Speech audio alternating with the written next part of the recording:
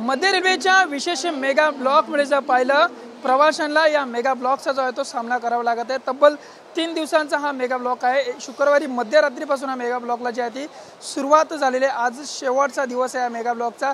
तब्बल यामध्ये 930 रेल्वे गाड्या ज्या आहेत ते रेल्वे प्रशासनाकडून जे आहे ते रद्द करण्यात आले आहे।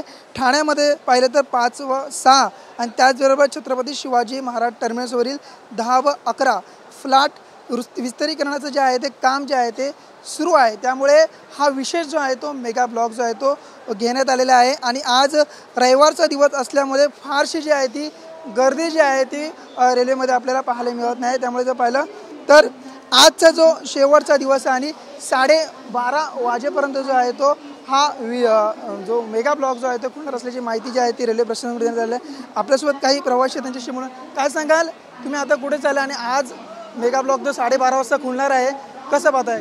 आता काय ड्युटीवर जायचं आहे तर वेळ नाही आहे, गाड्या कमी आहे सध्या, त्यामुळं लवकरात जेवढं लवकर चालू होईल तेवढं चांगलं आहे।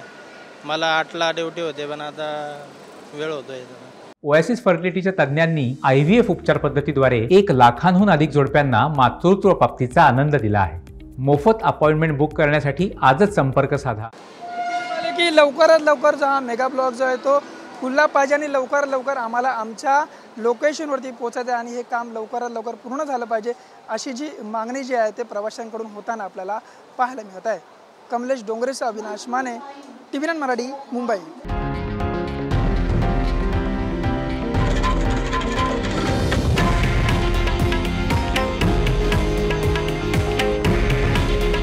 हे आहे देशातील नंबर 1 न्यूज नेटवर्क आणि आपण पाहत आहात TV9 मराठी। काळजी तुमची, हित महाराष्ट्राचं।